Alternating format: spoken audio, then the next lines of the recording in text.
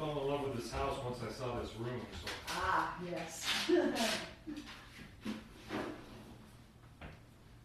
Hi, Steve. I'm Thane. Hey, good to meet you. Nice to meet you. Welcome, everyone.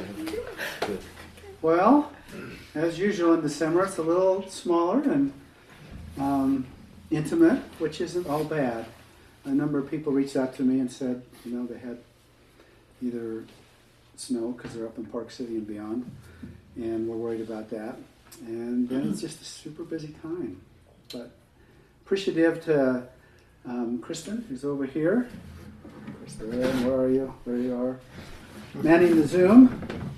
And Ed, do you want to do your welcome thing? Welcome to our home. We love for these gatherings to be here because it brings a great spirit into our home, and we really appreciate it.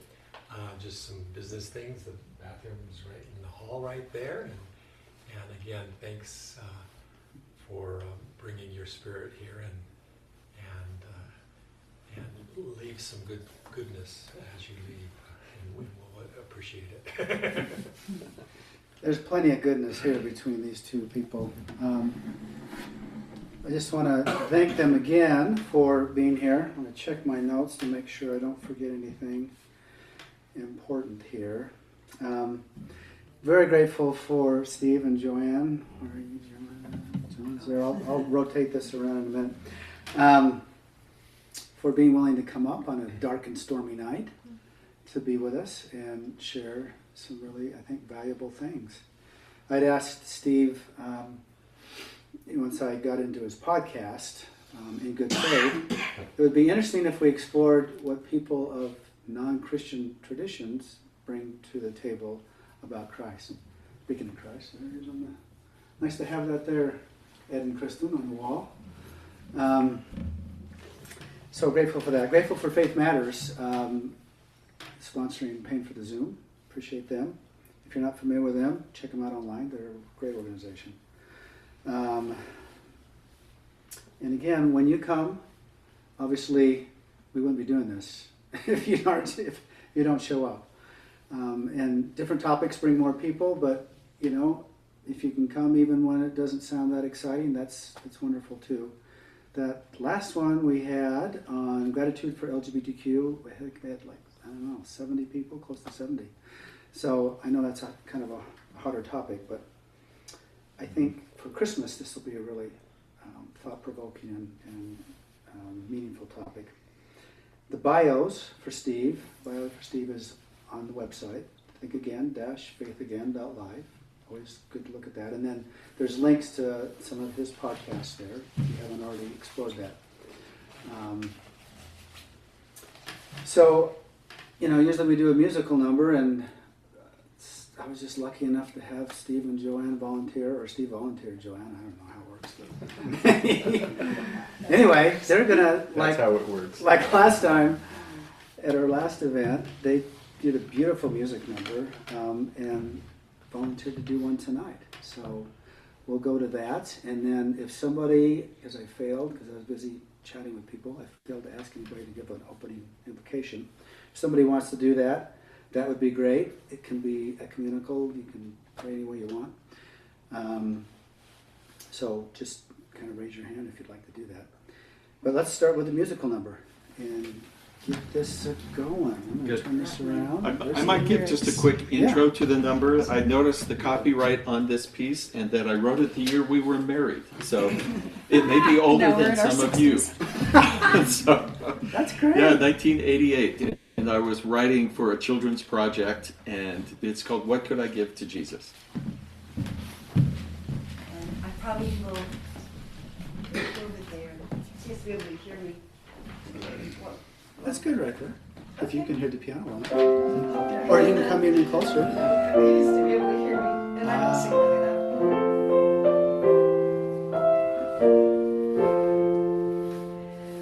What could I give to the one who has everything? What could I give to Jesus? What could he need from a person as small as me? Oh, what could I give if I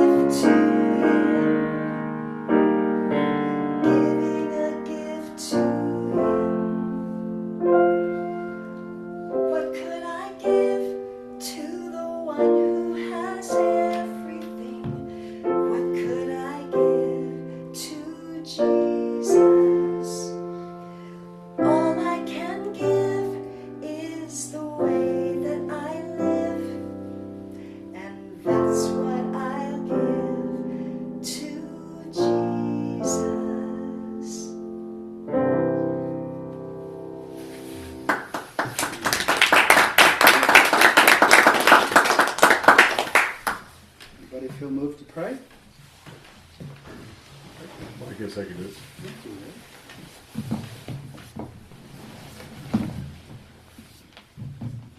You can just stand there. Our dear Heavenly Father, we're grateful for the opportunity that we have to meet together this night and contemplate how thy children throughout this world have been inspired in various ways to come unto thee and worship thee in their own, according to their own understanding. We are grateful for the great wisdom of so many religious traditions, and pray we may strive to understand people in their own context of their lives and in the environment in which they grew up, and understand how we can find common ground and a desire to look after the needs of thy children. We pray if others wish to join us, they will be able to arrive here safely shortly, and we ask for thy Spirit to be with us in the name of Jesus Christ. Amen. Amen. Thank you, Rick. All right, Steve. So some of you are here for the first time. I'm just going to go over kind of our rules of engagement real quick. So can I have 3 intentions or hopes? I want to read these so I get them right.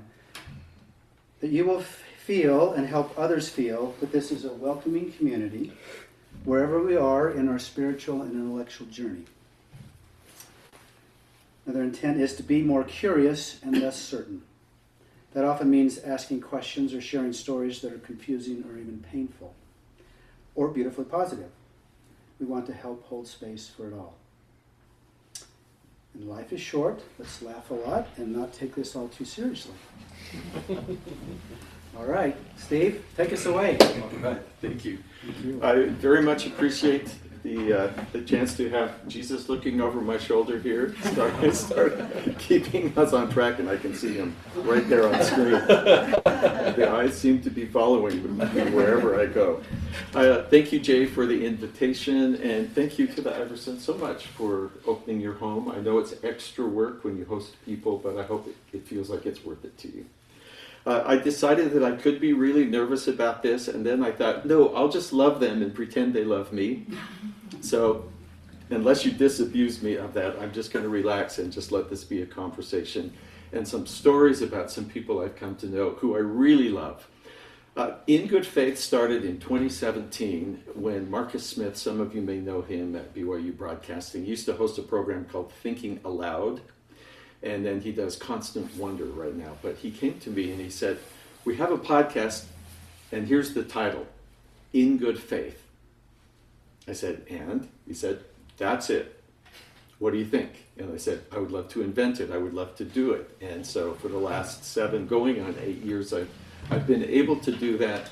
We will be soon up to episode number 340-something by the end of the year. And it's been my chance to listen to people of all different faith traditions as they share their personal experience. And as we say in the tagline for the show, every faith tradition has something to teach us about how God is working in the world and in our lives. So join us as we listen and learn. Does that sound exciting? It has been for me. I do want to tell one quick story that does involve some other Christians, and then talk about some of the folks of other faith traditions that I've gotten to speak with. I've been really lucky over the years to be a freelance tour guide for LDS Church history in the U.S. or more recently in Israel, except for the last couple of years for obvious reasons. Maybe I've taken 18, 19 different groups over. And we were on one of the possible sites of the Mount of Transfiguration near Nazareth, and we go up this conical mountain. It might be Mount Hermon way up north, or it might be this mountain right next to Nazareth. But we get up there to the Church of the Transfiguration, and we talk about everything and have a few insights, and people share some ideas. And then we go into the church because it's got some wonderful art commemorating it. And I asked the priest there, who I've gotten to know over the years, there's no service right now, could we sing a hymn? And he knows we're going to be respectful, and he said, yes, go ahead. So we gather down, you sort of go down several steps to the altar, and we were singing, I know that my Redeemer lives. And then we started singing, I need thee every hour. Just the acoustics are glorious, so every phrase, need thee every hour, pause, ring out, most, anyway, just beautiful. And suddenly, I'm leading our group, and we have maybe 30 people, but it starts sounding bigger, and I feel like, is this like when the angels joined in? It just sounded so great.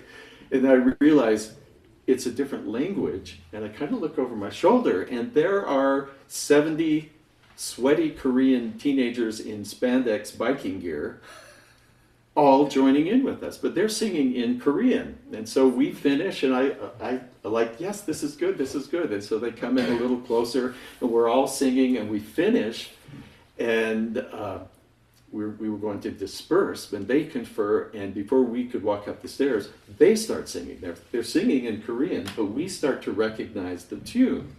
Da da da da da da da da da da da da da da. My God, how great thou art.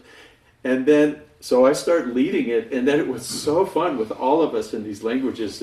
Then sings my soul. Just all this grand four-part harmony, and the priest came out like, who is singing here? And when we got all done, we just ran to embrace each other. And they were sweaty. I just want to say they were very sweaty, but we didn't care. They had just ridden their bicycles up this mountain. And they had so much Korean writing on their shirts. I said, what does it say? They said, it's the name of our school. And I thought, that's a paragraph. And they said, it was something like, we are the Korean Christian High School Worldwide Faith and Bicycling to the Holy Land Association Group, or something like that. And I thought, yes, that needed the whole shirt to say. And only a few of them spoke English. We had no Korean speakers. But the idea that we could be there and celebrate that we were there together, in this case, all as Christians, but from very different denominations and different understandings, but just be swept up in the joy of, they were halfway around the world from where they lived, sort of, and so were we. And yet we were standing on common ground, and I think sacred ground, because we were open to each other and welcoming to each other. And that spirit that we each brought just kind of all bled together. That's maybe a way to summarize partly how it's been for me to work on In Good Faith. And it's been wonderful for BYU to say, we don't want you to really interview many LDS people unless there's a particular reason. Maybe every 10th person is a Latter-day Saint. And when it's been the case, it was someone who had escaped from the Civil War in Sierra Leone, or some particular insight that they could give us. But it has just been my pleasure to sit at the feet of lovely people who are Buddhist, who are Native American, who are Hindu, who are Muslim, and then subgroups within all of those, and be able to hear how they see God working in the world and in their lives. Okay, but I still have to quote some LDS general authorities, okay? Before I get into some stories. Do you know who Richard and Linda Iyer are? They've written a lot of books on raising kids and families. They have a New York bestseller called Teaching Children Values. And I worked with them on a children's project, a kid's version of that. And he told this remarkable story. He was a mission president in the London area years and years ago. And they had made some change that suddenly their baptisms had gone like from, 80 to 160, like doubled. And that was very unusual for European missions. I know, I served in Belgium. And we probably got in 7 or 8 doors during my mission. So then Elder Hinckley was traveling and visiting missions, and he said, I want to come and sort of see what you're doing. We're very interested. So Richard Iyer, mission president, picks up Elder Hinckley at the airport, and they're headed to the mission home. And Elder Hinckley said, gosh, President Iyer, what you're doing, it's really making a difference. And we want to hear more about this. And he said, oh, Elder Hinckley, we are just, thank you, but we are just a drop in the bucket. Yes, we doubled our baptisms and got a few more people into the church, but our area has 12 million people. We're not even a drop in the bucket. And he said, Elder Hinckley just laughed and said, oh, President Iyer, you don't think the Lord does all his work through the Latter-day Saints, do you?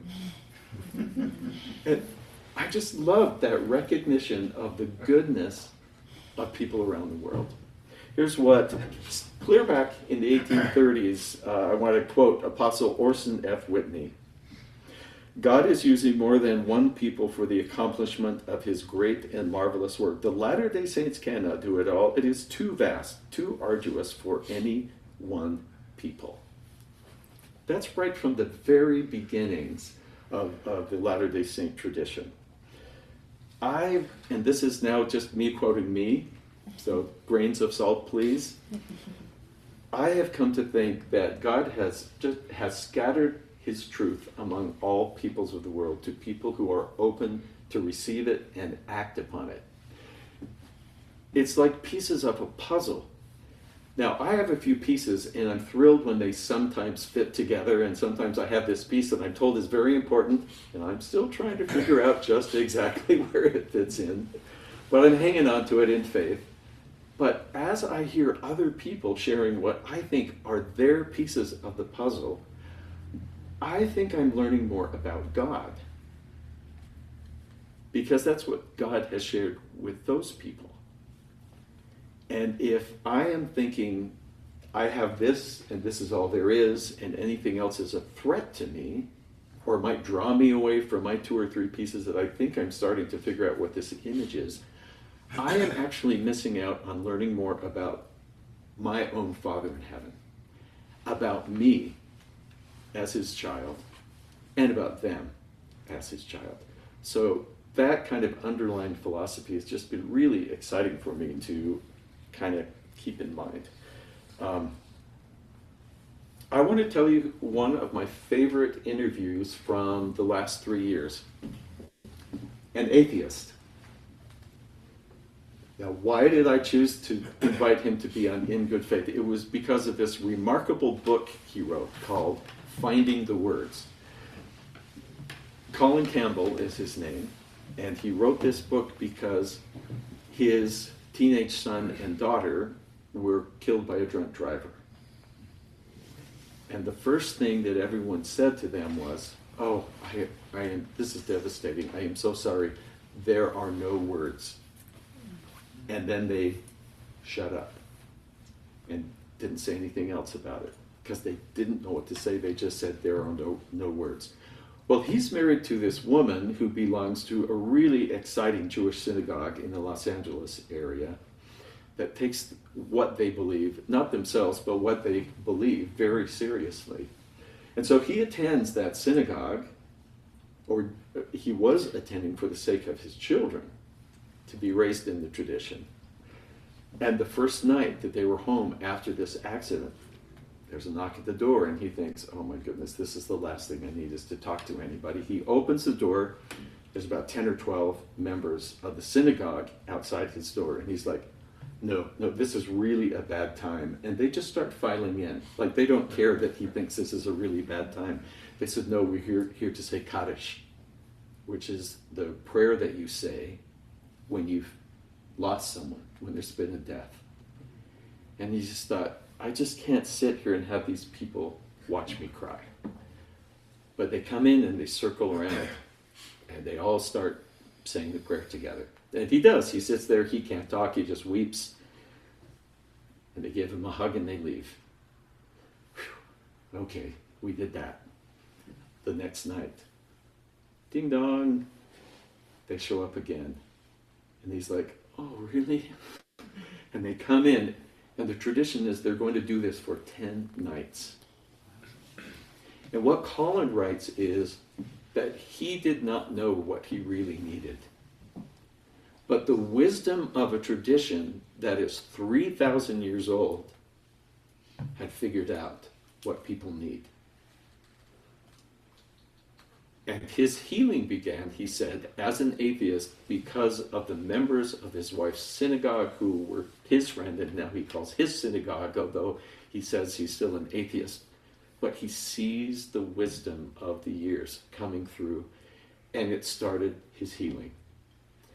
And then he wrote his book, Finding the Words, for people who say, I'm sorry, there are no words. What do you do after that? And almost everything that he shares in this book comes out of the wisdom of this synagogue and the Jewish tradition. Do you love that? Do you love knowing that? And that wisdom is available to all of us. I mean, the Christian tradition, yes, is centuries old. My own tradition, meant for many of you, we're excited to go on 250. Hooray, hooray. And we've learned a few things, but we're babes in the woods compared, and we ought not to discount the blessing that some of this other knowledge can be to us. I'll stick with a Jewish friend for a minute. Soon after I started doing In Good Faith, I heard that Congregation Kol Ami, the synagogue, one of the ones in Salt Lake City, had a new rabbi. And I had been there and I knew some of the people, and I thought, I read about him. He was very young, seemed very dynamic, Rabbi Sam Spector. And so I said, please, we'd love to get to know you. And he asked a few questions and said, that actually sounds kind of interesting. So we sat down, we do an interview to get to know him and his background and his connection to faith, how he understands it. And at one point he says this thing that I am still repeating 7 years later, which is I ask him about people of other faiths or no faith and how he views them, how he sees them. And he thought for a minute and he said, the Bible says that God created man and woman in God's image. And that's everybody. So if I fail to see and respect the image of God in someone else, I am committing blasphemy.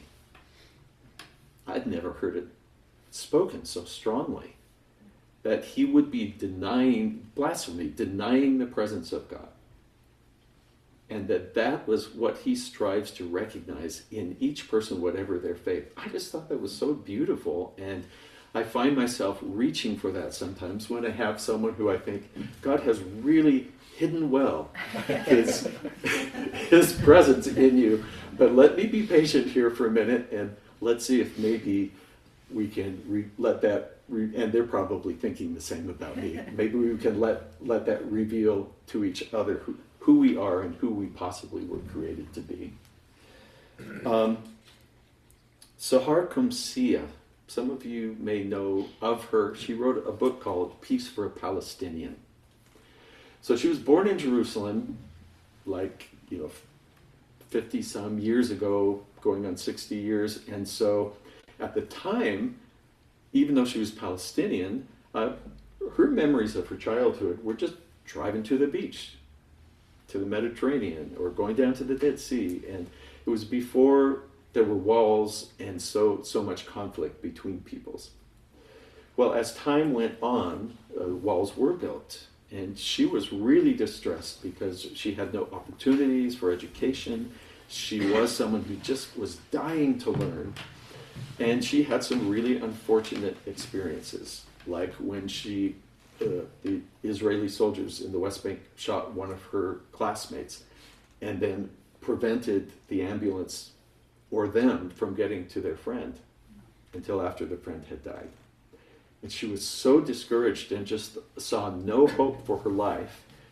And she was actually considering becoming, what do you call it, where you strap yourself up with a suicide bomber. She thought, would my life at least mean something to my people if I did that? Because my life as I currently am experiencing it is being crushed And so she's actually thinking about this, and it's during this time that somehow she comes in touch with the Church of Jesus Christ of Latter-day Saints. And she starts to learn a bit more expansive view of a life before we came and a life after, and how the life we're living now is affected by and can affect the future. She ends up joining.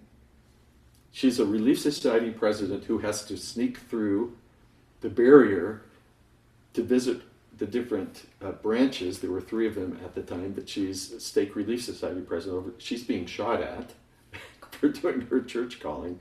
She starts to pray for help, and she applies for a job that gets her a pass, a position with the UN, so that she can go in and she can fulfill her calling. But I thought that was really interesting how she's looking for a way to find meaning in her life, considering this really destructive way. But I somehow see that she was open enough to the Spirit to say there might be something else. There is something else. Today she's teaching in the math department at BYU, Idaho, through some remarkable circumstances. Dr. Laurie Patton, I don't know what to say her faith is, because she was raised Christian, then she became Hindu, and says she's now mostly Jewish. She is just amazing. She is the president of Middleton College, and she said that she, like a lot of scholars, said, whatever your faith is, you should have a second faith that's like your hobby faith, just to keep you honest. And I think this is really interesting. I mean, she's carried it to 3 different ones. But she's often called upon to tell people how can they work together when they're in conflict. I mean, she's even translated, she has a translation of a certain set of Hindu scriptures, the Bhagavad Gita. And I mean, this is a level of study and commitment that I can't convey to you very well in just a few sentences. But she was called to work with some Iraqi refugees who had come to California. They had all been desert farmers, and someone thought, there's desert and farms in California, go there. And then there were the local farmers, mostly Christian, but not all. And they were supposed to meet together and, quote, get to know each other and live harmoniously with each other. It was not going well. And they tried having like a comparative religion discussion, and it was more, you can imagine how that could possibly turn out. It was not going well. And someone called Laurie and said, what do we do? And she said, you need the principle of the third thing. Said, you each have your own faith. You can each talk about your own faith all day, all night, and it's not going to help. But there is some third thing that you all care about. And that's what you focus on. And in every community, there is something that people can all care about. Now, sometimes it's, we have a homeless problem. We can all care about that. Sometimes it's like, we have a lot of people who don't have enough food. We can all care about that and work on that together. In this case, of all things, irrigation. They both knew about irrigation. And they each knew things about irrigation that the others didn't know. Like, here's these tricks that we've been doing in Iraq since, Abraham. And here are some things that we figured out with new technology. And suddenly, everybody was getting along because they had this third thing that they could all focus on, that they all cared about, and they all wanted to pitch. So now they're pitching in to help each other succeed. And that little bit of wisdom that she had was just find the third thing. I just think is a beautiful concept that she got out of her however many faiths she is up to now. And I love that that's the kind of person that she is. Do you mind? I'm just trying to throw out a whole bunch of stories here for a minute. And I do want to leave some time for you to share ideas and thoughts and maybe questions. But while I'm excited, I'm just going to keep talking for a minute and share a few more. Of my list, you said you were in Chicago. Were you in were you in the city? Hyde Park. Hyde Just Park. south of downtown. Okay. So out west, Wheaton, Hinsdale, Naperville. That's where I used to go visit my grandparents. But Naperville, we went to the World Parliament of Religions to interview some folks that, surprisingly, we could not find in Provo, Utah. And so we had this wonderful time in Chicago interviewing people from all over the world. But we applied to present, and we were given a slot to present. And we thought, we don't want to say what we're doing. We want to show what people in Chicago are doing. So Joanne and I served for about 7 years on our local communications council in Provo. So we called it the Naperville Communications Council. And man, they had a guy there, former temple president, who, Bruce, his name will come to me. I don't know if you have to do it. It may be too long ago. Bruce Duffield. And so he'd been the president of the temple, and now he's gung-ho organizing all of these interfaith things. So there's a group called NILA, Naperville Interfaith Leaders Association. So we get to interview 3 or 4 different religious leaders from that. And I was just amazed at what they had done and how they had come together. So here's just a quick example or two. We talk to a guy who's the president of the synagogue. He's not the rabbi, but he's sort of like the CEO and keeps everything running. So he talks about years ago when there was a shooting at the Tree of Life Synagogue in Pittsburgh, if this is familiar to you. And of course they worry about copycat actions that other people might take. So he heads over early on Friday to get everything ready for Shabbat. And he sees a police car out there and he thinks, oh, is everything okay? So he goes over to speak to the policeman and he said, "How are things fine?" And they said, "Yes, and I'm here to be sure they stay that way because of this other event." So either he or his department had thought, let's send someone. Let's just have a police presence there to help let them know that they're safe and to prevent anyone else from any bad intentions. So he goes in, he starts preparing, and as he's about to unlock the doors and the members of the synagogue congregation are arriving, he hears all this talking, and he opens the doors, and there is a huge group of Muslims there. And they're all holding signs with Star of David and "We are glad you're here, we're here with you." And they are making a circle around the synagogue to say, you come and worship and know and be at peace that you are safe. And so these members of the synagogue were so touched that, this interfaith group wasn't just, let's have lunch and now we know each other's names. Mazel tov, salam. Next month, great. They had really gone to the effort to get to know each other, to show up at each other's congregations and events. The rabbi comes to the iftar, the breaking of the fast at the end of Ramadan, and vice versa. So they're in there having their Shabbat prayers in the synagogue, and then somebody says, wait a minute, all those Muslims, this is their holy day for prayer too. This is the Jummah, the special prayer on Friday. They're usually at their mosque praying. They have given that up for us. And so they send someone out to say, we have a whole extra hall, like the fellowship hall, the cultural hall, the whatever. Please come use that for your prayers. And so then in comes everybody from the mosque to say, so they're saying their prayers while the Shabbat service is going on. This is in the same building. And they have learned to stand up for each other. And when they hear someone making a comment that's misinformation or paints with a really broad brush, all Muslims or all Jews, they speak up and say, no, these are the people I know, and what you're saying is not true about them. Come with me to their mosque. Come with me to their synagogue.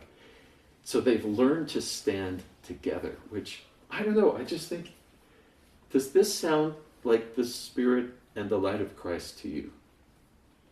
I mean, that's what I call it, and that's how it feels to me. And so when Jay was saying the gifts of Christ from non-Christians I was a little puzzled. I was thinking, well, there was gold, frankincense, and myrrh, but they kind of were wanting to be Christians because they believed in the baby. But as I thought about it, all of these people who inspire me seem like that's exactly who we're talking about. I want to tell you about Charu Das, who is the priest in charge at the Krishna Temple in Spanish Fork, Utah. Who knows that there's a Krishna temple there? Oh, lots of you. Okay, great. They also have a really great buffet. I hope you've been. Every day, including Saturday, vegetarian buffet. I can hardly believe some of it's vegetarian. It's amazing. We like to go there on Saturdays. I got to interview Charu, and then we kept going because usually before I interview or invite someone to be on the show, I like to go to their place of worship and say, can I worship with you? Not like, can I sit in the back and take notes, but can I be here? I'm a believer in God or the divine, and I want to worship with you. And something about that recognition that I know that they also believe in something like that seems to make a connection. So we had a wonderful interview with him, and then a gift that he gave me was when they were first, they had enough money to buy this land, and then they built this beautiful temple, and he will be the first to tell you about the final money that put the finishing touches on it came for the local Latter-day Saints and the local stakes that have this Hindu temple, this Hare Krishna temple right in their stake. Like $25,000 was the final contribution that the Latter-day Saints made to this effort. And so he's just always talking about how we're brothers and sisters, and they had this celebration of their 25 years since they had founded that.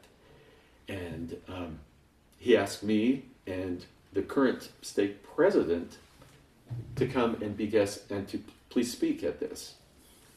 And I was really touched that he would include us in this thing. I tried not to take too long because I thought surely they want to hear from their other people from Salt Lake and from Roundabout who had come who were also Hindu or Hare Krishna. But they really wanted to hear from us and what we'd learned. And it was beautiful for me to stand there and talk about going to Kirtan, the praise, Sunday evenings, and the vegetarian restaurant, and getting to know, I was able to name several people who have really touched me over time. And to feel very included by them. And I thought that was a Christ-like gift they gave me. One of the people who goes there is named Pritha Lal, and she was a guest very early on, maybe fourth or fifth guest that I had on. And she was born in India, lived in Kuwait, is here now. A remarkable person who's taught me a lot about making a place in my life for the divine. And I've been invited to their home, and they have a room that's a shrine. And so she has a picture of her guru, who was her spiritual teacher and trainer, and also a few other figures that are important to her. And this is something she takes time to kneel in front of every day. And I love that BYU Magazine, I think that's what it was called at the time, now Y Magazine, actually did a feature on her because she had studied HR there at BYU. And she's invited us for Diwali, the Festival of Lights, and showed us how to make the lamps and explain all and make special food and be sure that I get some. And she's just gone out of her way to tell me that we are brothers and sisters, and she sees no difference. So you can join me if you want. Every New Year's Day, since I met her, I go to the Krishna temple on New Year's morning, because I'm so old I don't stay up to midnight, so it's easy to go in the morning.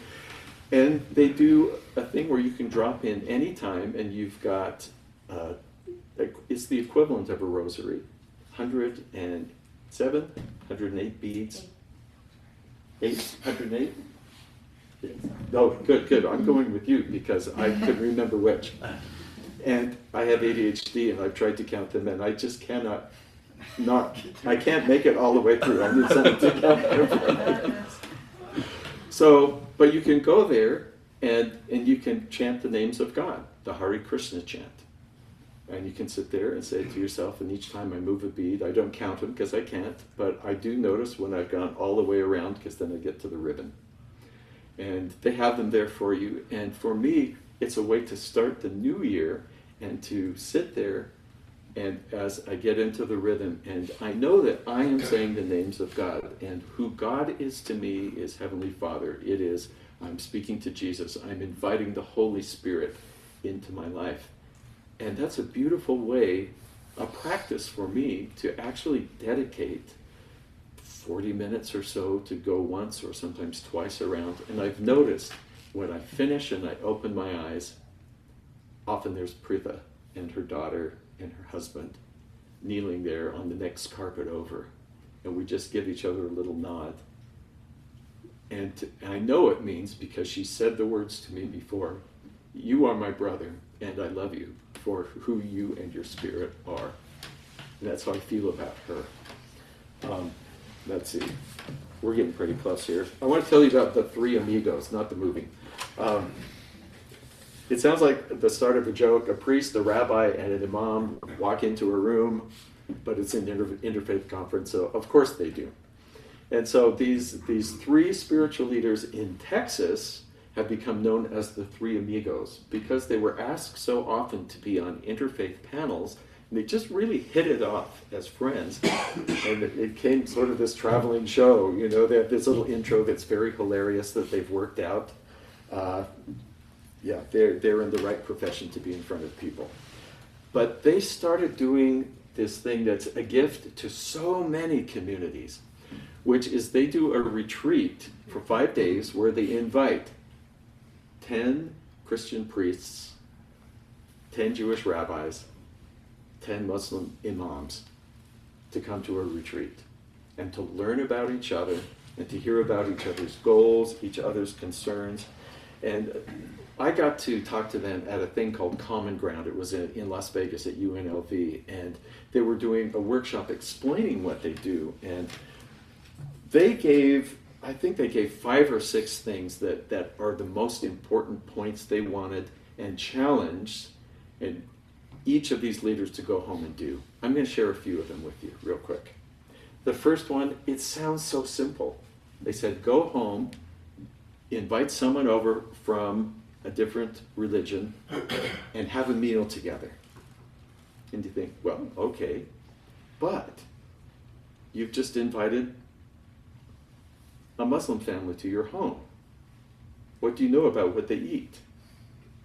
I mean, you have to say, now, I know you don't eat pork, and you'll be surprised. They're surprised how many people say, no pork, so you have at it, and there's bacon bits in the salad, and because we don't always think through everything. But just to have a meal with each other, you're saying, what do you eat? The no alcohol thing, that'll work for us. But then they're saying, please come over. Now, we always have Turkish coffee at the end. Is there something you'd like? And then you say, well, hot chocolate or water's fine or juice. So even just having a meal with each other, you have to get into this little conversation. And it's not a conversation of this is what God revealed and you should be doing as well. It's, I want you to feel comfortable in my home. So we're going to do this. And are you okay if we do this? And you just work all that out. And then you just have a great time. And you sit and you talk with each other. What a simple thing. And yet what an opportunity for being aware of each other is to have a meal. The other two you know about already. One is to do a project together, which we talked about. The third thing. And the other one that they thought was super, super important was that as you get to know people, that you do stand up for them. And you hope that they will reciprocate in standing up for you. That's a bunch of stories. I've been talking for a long time. Let me get a quick drink. And I wonder if any of you have comments, or so an idea that you liked, or something that you'd like to add, or a personal experience you want to share. I would love for you to share that if you're comfortable. Or a question. Steve, I have a comment that occurred to me. When Joseph Smith restored the church before, it was in a time of Protestantism, right? Kind of a reaction against Catholicism that was steeped in tradition and ritual. And as you explained, like with Hare Krishna and the Jewish, we just don't have any really cool rituals that we can invite people, to be curious about or investigate, like you were doing with those. And I wonder what we can do about that to make that, particularly because from what I read, we're in a time where ritual is becoming more important to people. I mean, that's why I have friends, all kinds of ages, kind of into New Age stuff, and crystals and kind of creating, the new moon gatherings. Just there's a hunger to do a kind of ritualistic thing, and we have very few. I mean, where we have the most ritual, we don't let anybody that's. We don't even let most Mormons go to that. They just people go. So, it would be interesting. The church is, in my estimation and belief, always restoring, always hopefully changing. So it makes me wonder what we could do as a church to create meaningful rituals that would invite. We can invite people to participate with us because they are beautiful. When you do something with, when I've done things with my Jewish friends. In fact, Sam Rabbi is my neighbor. Just gorgeous family. When you do things with people like that, it's very meaningful, and it brings me closer to God. It's interesting because we can bless babies at home, our homes. That's often. And I've done that before. I've had people. That's a very comfortable place that you could invite. Yeah, that's a good point. Not only family, but friends of other faiths too. Because we would get invited to a bat mitzvah, a bar mitzvah, or someone's confirmation if they were Catholic. Mm-hmm. And it's interesting, there's a big resurgence right now, actually, even in the South, in the Greek Orthodox tradition. Does this sound like a place where it would thrive? Because a lot of people are looking actually for something that asks a little more of them. And I've been reading about, especially men in their 20s and 30s who are turning to the Orthodox, Greek Orthodox, Russian Orthodox, because they want more asked of them. They want more instruction on this is how you be a man. This is how you have a family. This is how you support your wife and kids. All of this, and they're finding it there. And part of it, I think, is ritual, because I went up to both Prophet Elias and the Greek Orthodox Church downtown Salt Lake, on 300 West, Father George Nikas. And I wanted to interview him. He said, let's do it at the church. And he said, let's go sit up on the platform by the altar. I said, seriously? He said, yes, let's sit here. Let's be in the middle of all of this. And he starts explaining, because I'm saying, what connects you to God? And he said, that's why we're here. He said, all of these paintings. Now, I grew up thinking we should be simple, we shouldn't be distracted, because I had plain white walls in all of the chapels I ever grew up in, or plain brown burlap walls, which is not as welcoming. But he said, so all of these paintings in these particular styles, here's Jesus coming forth out of the tomb. Here's Mary Magdalene. And so he said, for your eyes, there's a story to tell. He talks about the chants and the music that the priests do, and then what the congregation does. He said, and there's your ears. And then he has the incense, and he's swinging the censer, so the smoke is rising, representing our prayers going to God. And he said, there's a visual thing, but also even what you smell is involved. And he said, we are involving every one of our senses in connecting with the divine. And I thought, wow, how do I do that? How do I do that? Maybe I'll just share one little thing that has changed my practice for what we call the sacrament. So I was at an Episcopal church, and it was time for communion, and they said, this is open communion for all who are believers in Jesus. Please come up, because this is not our table, the Episcopal table. this is the table of the people of God. Well, sorry, I get emotional about it. When the priest said it that way, how could I not go? And so I'm not saying everyone would have or should have, but I felt called. And so I go up and I kneel at the railing when it was the moment. And to have the priest come and speak just very personally to me, one-on-one, with the wafer, the body of Christ given for you.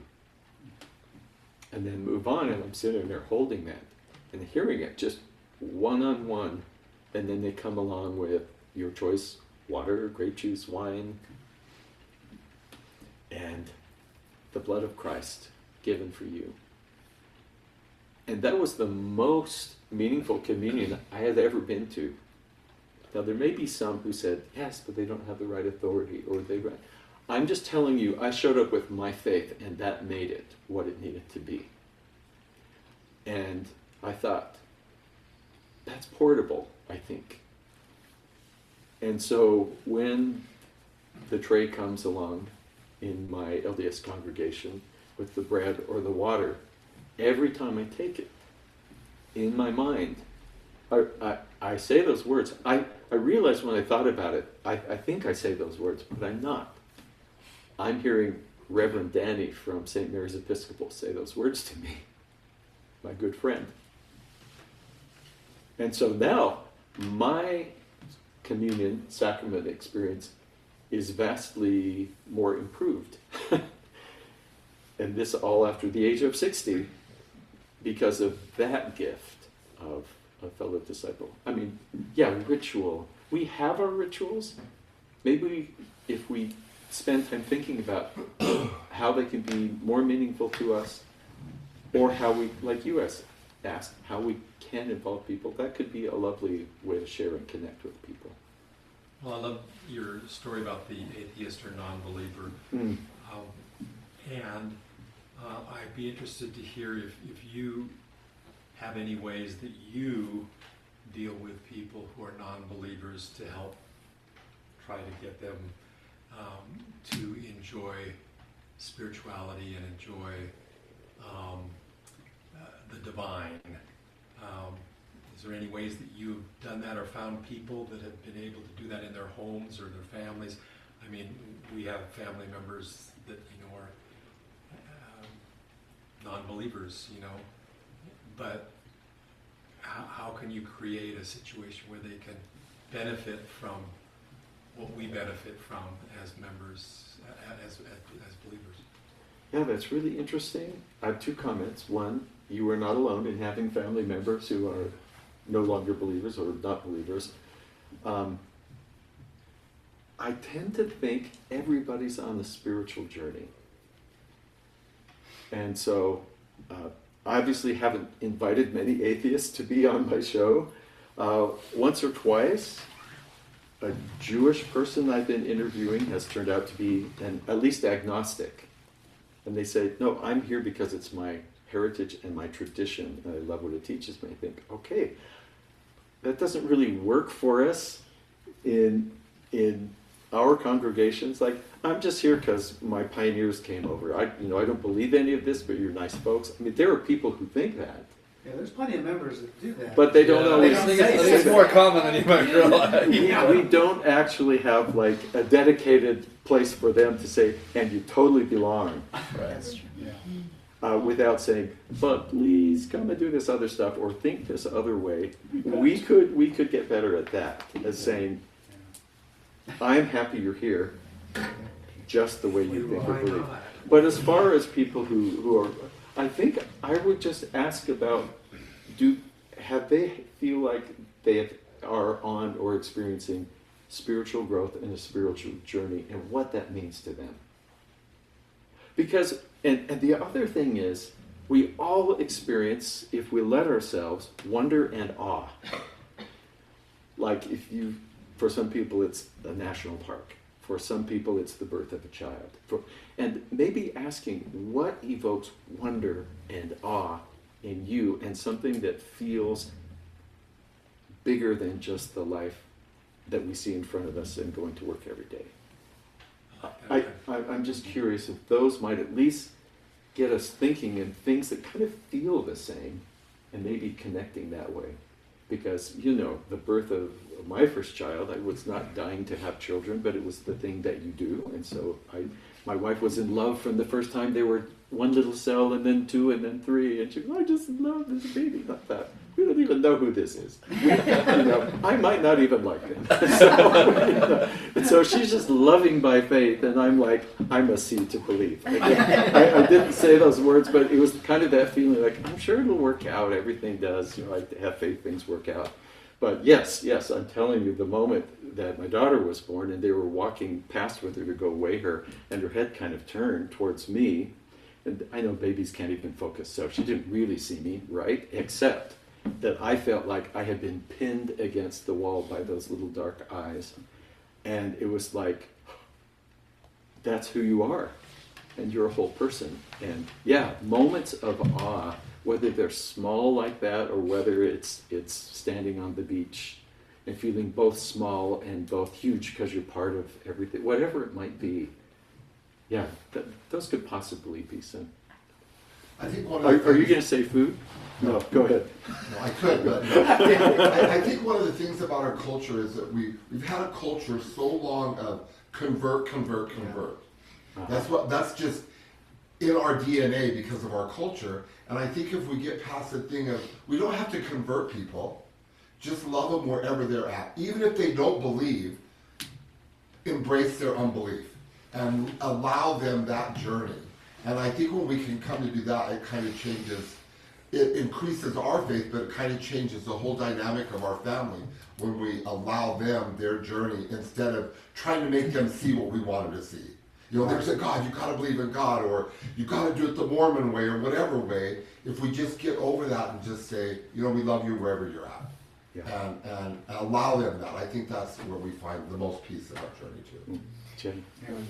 One of the things that, I love that, and I also am inspired by the way that you go beyond that. It's not just that we love you where you are, it's also, I have something to learn from you.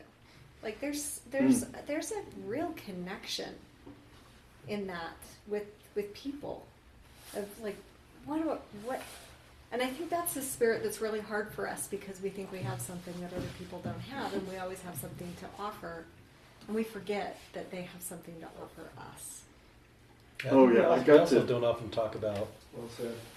what's we can draw from other traditions. Like I appreciate you sharing that.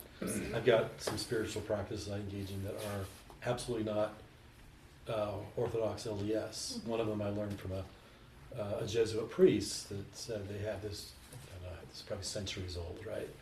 And he said when you engage with communion, put yourself in the mind, in the person of one of Jesus' betrayers, either Judas or Peter, both of whom betrayed Jesus within this 24-hour period, and appreciate the forgiveness that you received. That's been a really powerful thing. I'm sitting there in sacrament meeting and just like this thing I got from this Jesuit priest, and it's made that practice more impactful than anything I've ever done. And that came from, probably centuries of tradition of people refining how they engage with these things, and has been a really powerful thing for me. That's really beautiful. I'm thinking of, I recently got to interview a monk from Sri Lanka who literally lived in a cave for 4 years. And to talk about the different concept of time. He's living in this cave in a forest, and the cave For 40 years? Or 4 years. Okay. 4 years. Yeah. Not a desert fire. That's still a long time.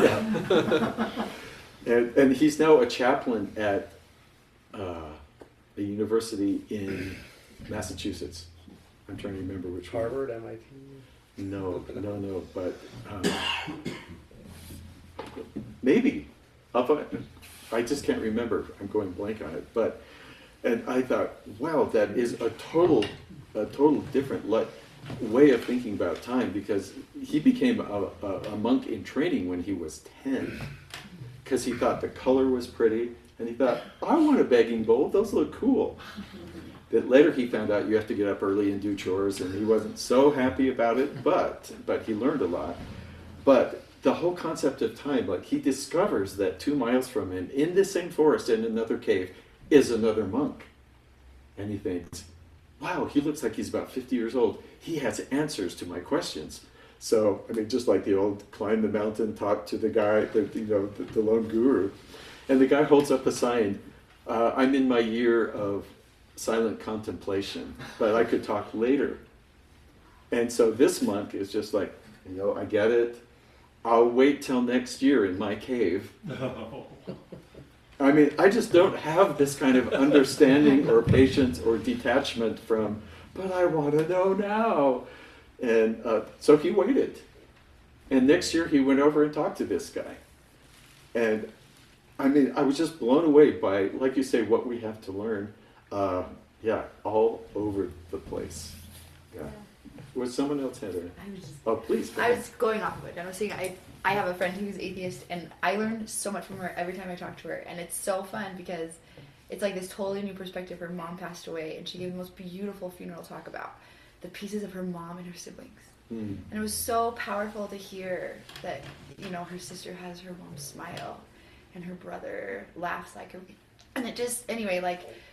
she has helped me focus on the now, and she even, like, later on we were talking, and she was so frustrated because her family was actually a little bit, they were too busy to see her because they were so involved in their church that they refused to come see her, and that she just kind of threw her hands up and was like, well, what about now? I want my relationship with you now, here, and I don't want to wait.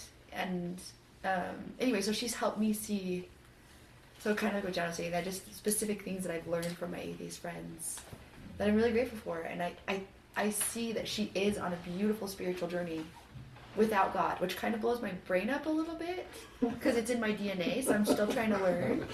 But she is, and I'm so grateful that she's blowing up my brain, right? Like she's teaching me anyway. Have you heard that quote? Someone said that some of the most ethical people they know are atheists because they are doing what they do by choice because it seems like the good thing to do, and not for some future reward, or not because they fear what may happen if they ignore the good works. And they just find that a really high level of ethical behavior. So can I share my other spiritual practice that I drew from an atheist teacher? And it has been to occasionally accept yourself as an atheist and consider your life that way. I think, like I grew up in the church, like if you're an atheist, that just means you're going to eat, drink, and be merry from tomorrow we die, right?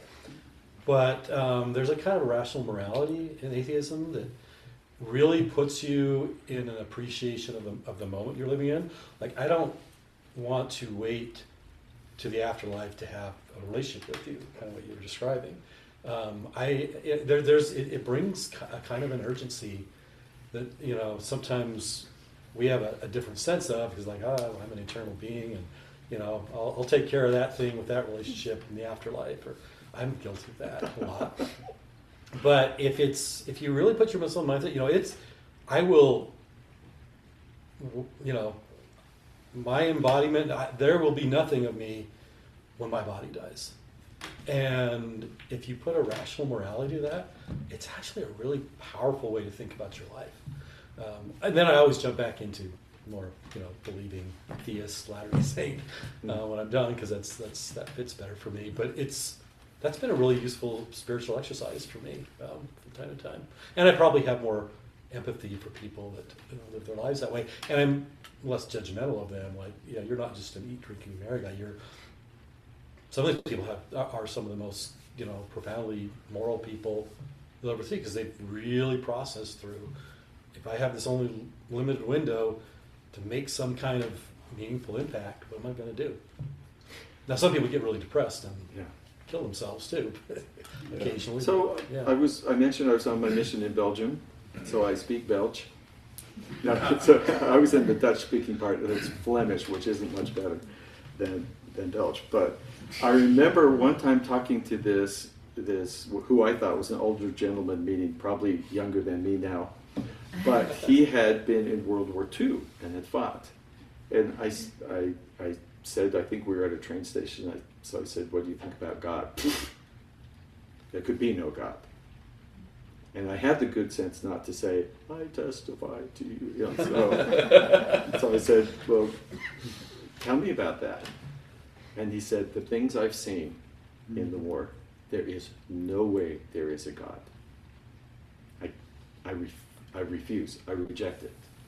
If there was, then it's evil and I can't believe and follow. And anyway, he was very exercised. He spoke a lot louder than I'm speaking to you right now. And I said, well, what kind of work do you do? And he goes on to talk about all these things he does to help people. And it's that same kind of ethic that you're talking about. I thought, he sees the good and the evil. He has his own reasons because of what he's seen, that he can't accept that there is a God who is anything good.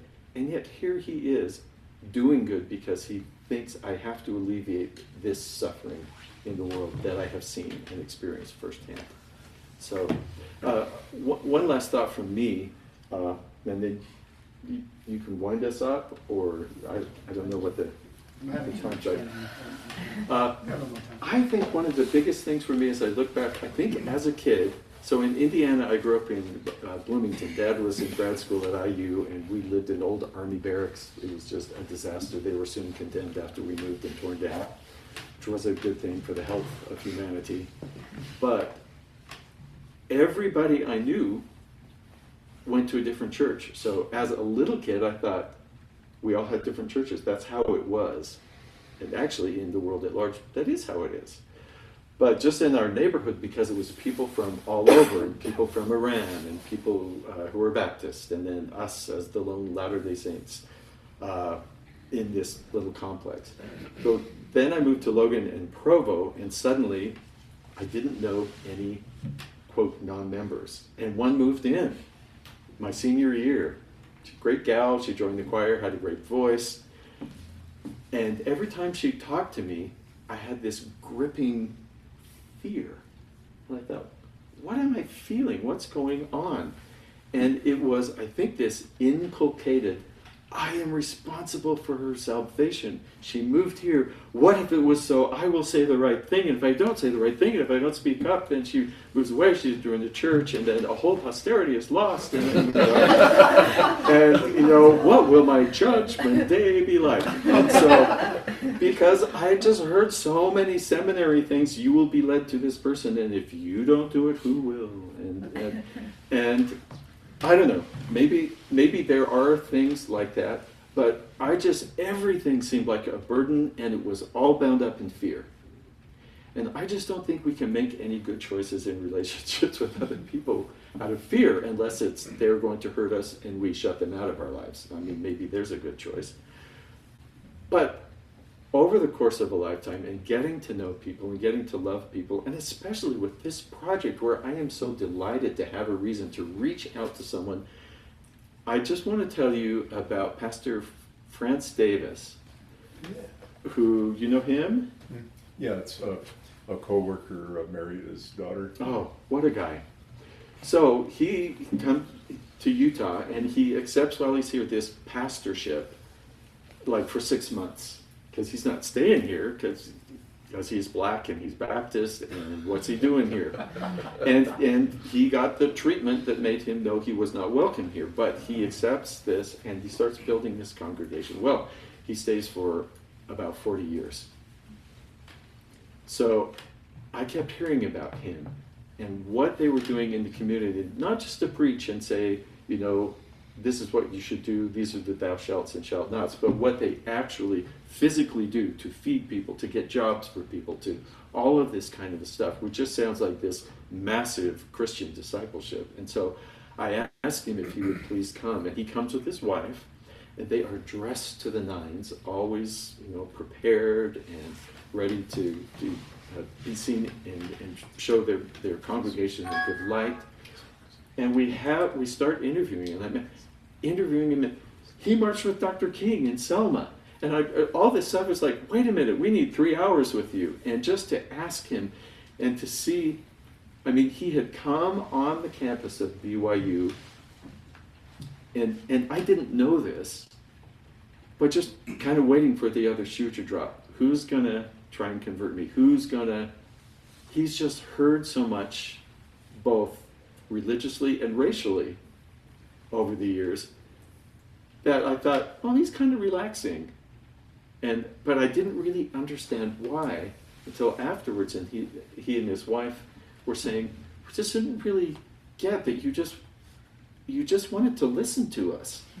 And I said, yes, that's what we do. That's what we do. And he said, well, this was wonderful. And she reaches in her purse about this big and pulls out a book. Here's a book we wrote about us. You can learn more. And I, thank you so much, talking about what they'd accomplished and how they feed the community every Sunday, and just the opportunities to operate not from fear, but out of not even just curiosity, but also admiration and love, and we are all in this together. So from the testimony I have from doing in good faith is just that same, I see God working in the world and in our lives, and I love hearing how he's working in other people's lives. And it tells me he's working in mine too, even when I wish he were more obvious. And I think that's it. Thank you very much for letting me just blab and blab, but thank you for sharing some really cool things as well. Does anybody have, Walter, you were going to the Quakers for a while. I'm officially a Quaker. You're officially a I- Quaker. I wrote, but yeah. Tell us a little Is more there a about meeting your here in experience. Salt Lake? Yeah, it's in Murray. So I went to the Sandy Springs Friends meeting in Virginia not long ago. And I'd been reading to kind of prepare myself, and they had two different services, so I thought, well, I'll go to both. So I went to the first one, and we sat down, and whoever was leading worship said, today is a day for silent contemplation. And I thought, probably about an hour. Okay, this is my chance to learn from the Quakers. And so it was actually really interesting. Luckily, I've had some preparation because meditation has become one of my practices because of Buddhist friends and people I've interviewed. That has brought me a lot of equanimity and peace. So I did some of that, and then I did some journaling with ideas and everything. And then the next meeting was one where people would stand and share, but I love the tradition, and you tell me if this holds true, where someone, if they really felt moved upon, would stand and share something, and then they sit down, and I thought, oh, it's like testimony meeting, but it wasn't, because then everybody maintained this really reverent silence for the purpose of thinking about what they had heard and what the Spirit would speak to them. Is that jive with your experience? Yeah, that's accurate. And I would say you're encouraged not to riff off of.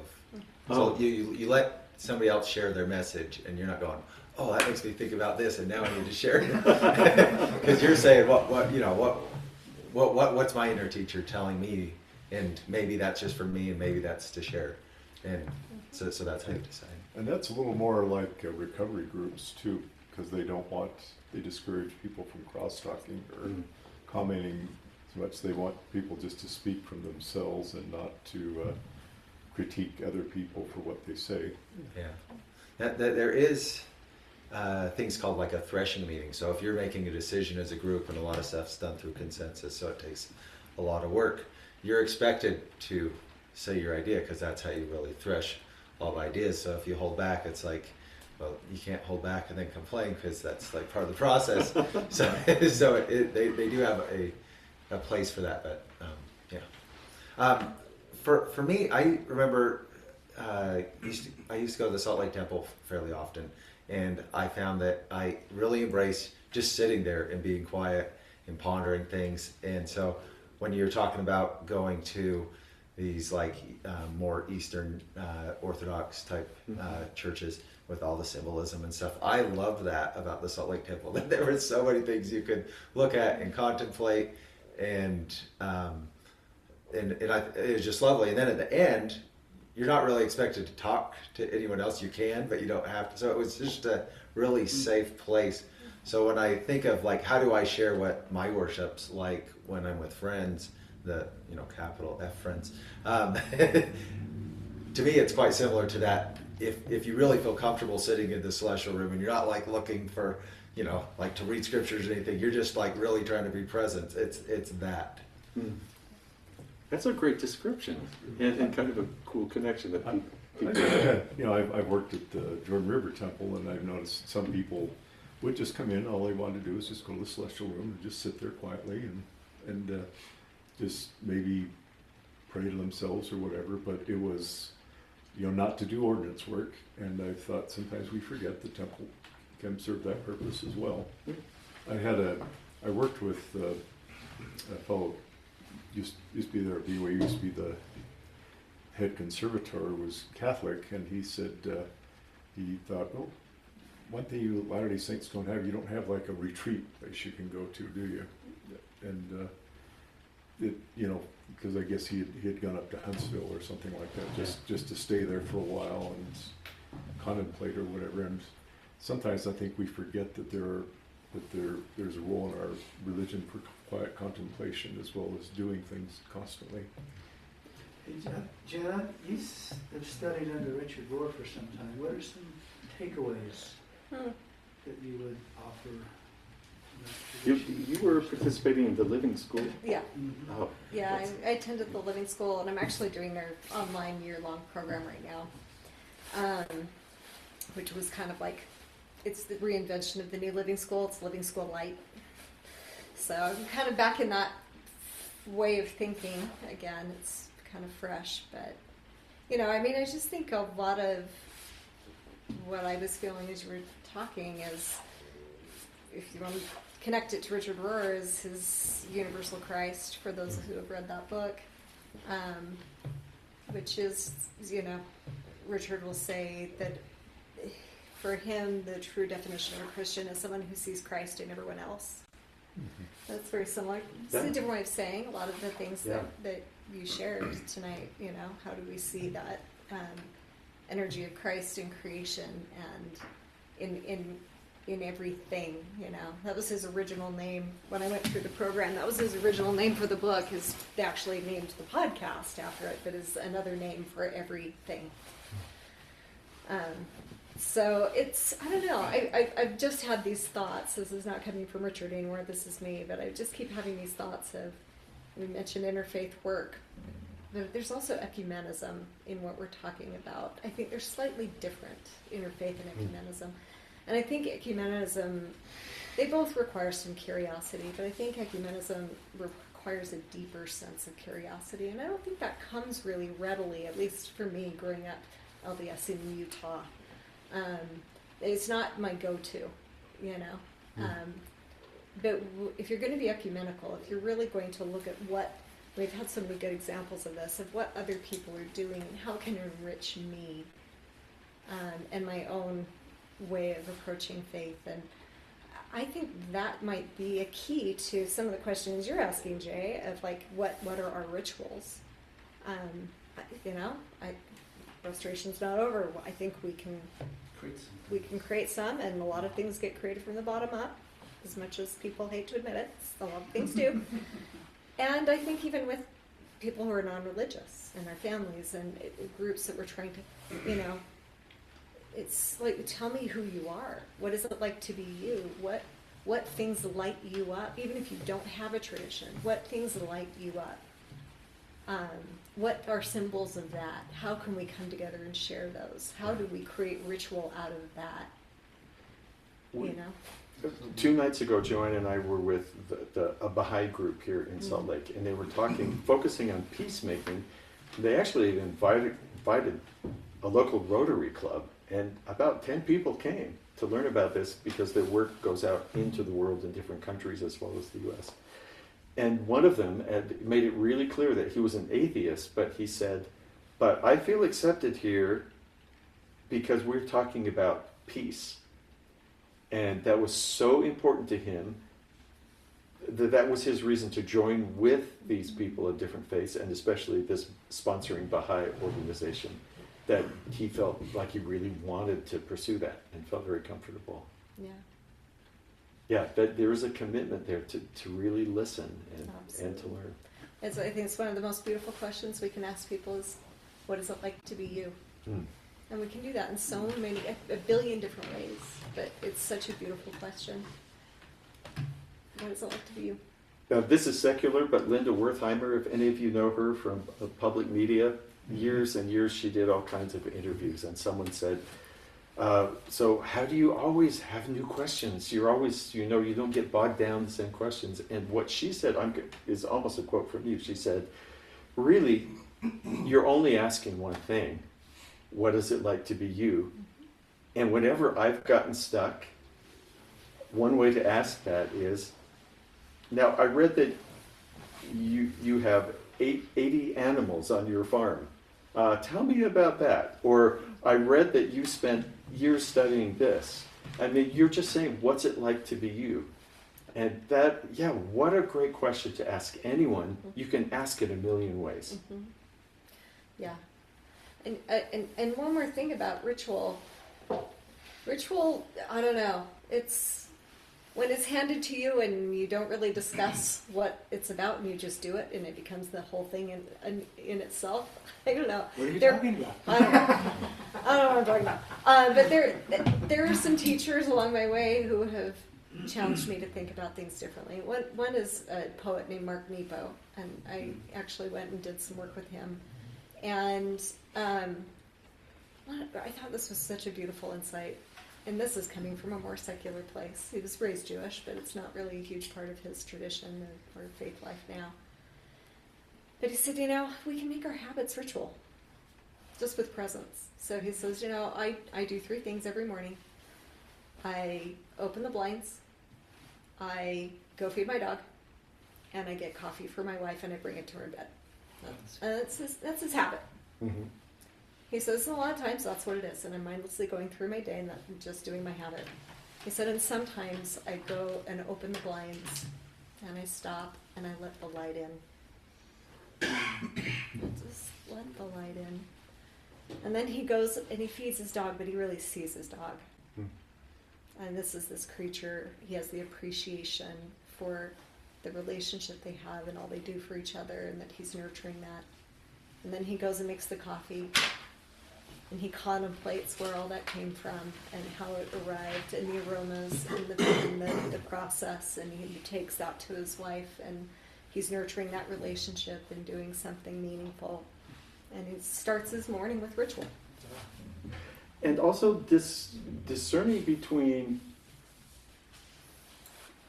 because some of that, between faith and culture, I mean, that's a big deal. Mm-hmm. So he's kind of making meaning and reading symbols.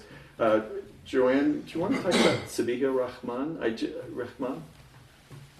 I just interviewed this wonderful woman who wrote a book called Threading My Prayer Rug, going from Pakistani Muslim to American Muslim. And do you want to just mention She it? was a new bride and she came to New York with an arranged marriage, and she was Muslim. And when they had kids, she wanted them to still be Muslim. And she thought, how am I going to do this in this country? And the whole book talks about how she built this whole Muslim community. But what she realized is that there were Albanian Muslims, and there were the Yemenis Muslims, and there were all kinds, and everybody was different. And it suddenly hit her, oh, I thought Islam was this, the way that they did in Pakistan, where she was raised. And she thought, only in America can this happen. Because everyone had their own little mosques, and all of a sudden they built this whole big mosque, and at that mosque you'll see people from all over the world. It's like this blended form of Islam that is an American version, and it just made her think, wow, there really is a difference between the culture and what the religion really is. And that's how she kept her voice in the faith, was that she was adapting to all these different ways of being a real Muslim and not just a Pakistani Muslim. Anyway, it was fascinating. Yeah, so in our tradition we're a little more centralized and a little perhaps less different, but not as people. we are different as people. And so I think that's really interesting to meet other people of other traditions and then ask myself, what that I thought was my faith is tradition or culture, and what actually is my connection to God. All of that. That's interesting. Thank you. Thank you.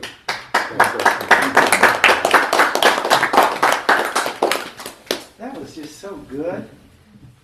Wasn't it good? Yeah. That was a great way to spend a busy December. Thank you so much. I'm just going to scoot this around so people can see our lovely little group here. We were going to close with a song, right? And you were going to, is there a Christmas thing? It's kind of rousing. Could we do a verse of "O Come All Ye Faithful," just because it's the Christmas season? And Yeah. here's our pitches. But we're not going to sing it that slow. Yeah. Okay. Oh, 1, 2, 3. Oh, come all ye faithful, joyful and triumphant. Oh, come ye to Bethlehem. Come and behold him, born the King of angels. Oh, come, let us adore him.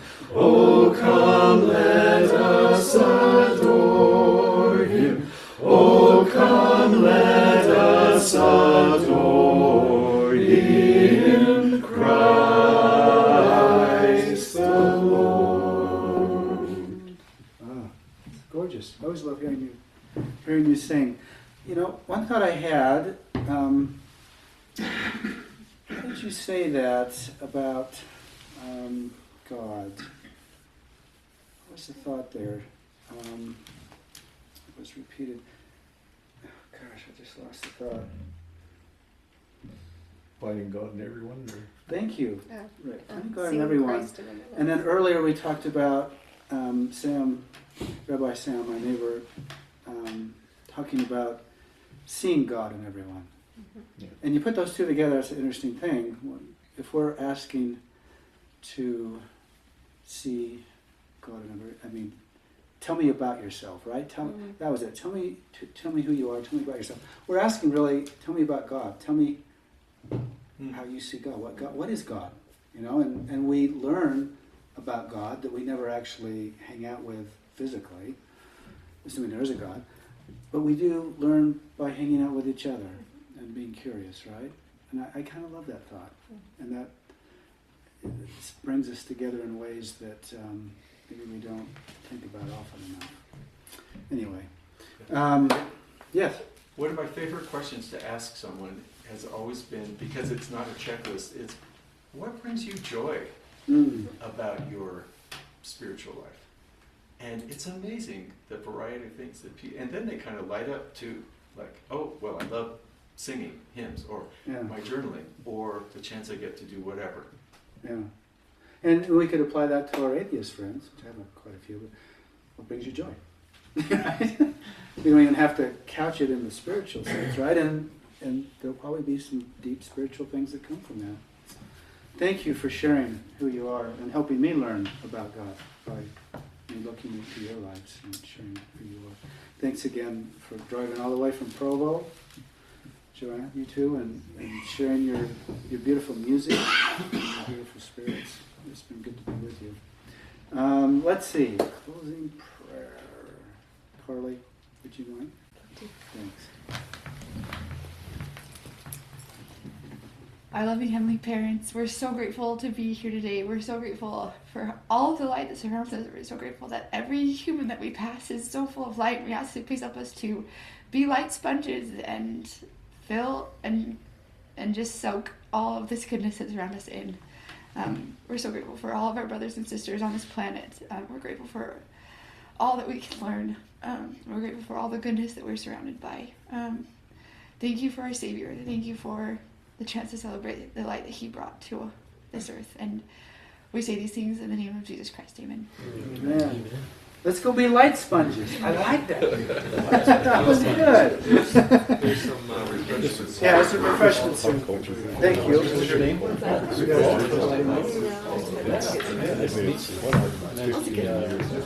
Why would anyone? What's that?